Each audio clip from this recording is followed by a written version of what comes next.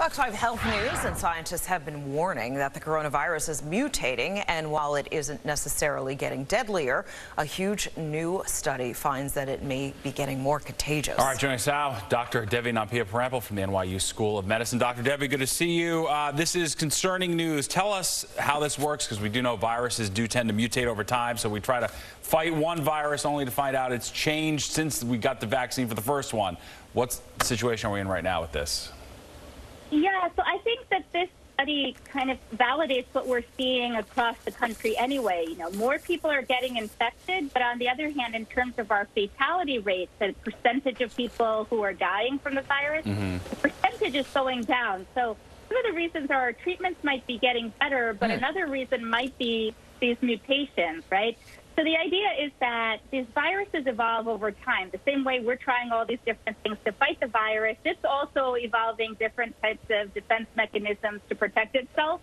And so if you think about it, if a virus is really deadly, it has to live in a host. So if it kills the host, the virus dies too. That's pretty much the end of it. So it's not really an advantage to be that deadly. What would be ideal for the virus is to be able to infect the host, keep the host alive, and then stay alive itself for a long time. That's brilliant. But this study, so what this study actually is suggesting is that that's what's happening, that the virus is becoming more contagious or more infectious, meaning it's easier for it to infect other people, but on the other hand, it is also seems to be becoming less deadly. So that's actually better for the virus and better for us as well.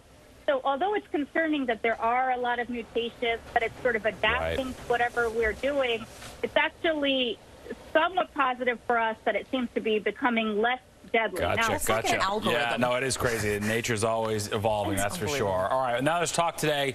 We know all these drug companies are in a race to come up with a vaccine. Johnson & Johnson has one that seems poised to be successful. Tell us why. Well, there are a few positive things about this. So it's moving on to a phase 3 clinical trial. What that means is that they found that the vaccine appears to be safe for the people who've gotten it so far, which is great news. Seems to be that it produces antibodies so that people can potentially fight the virus. And now what they want to see is, instead of looking at small numbers of people, can it work in large numbers of people? So they're looking at 60,000 volunteers, so a large number.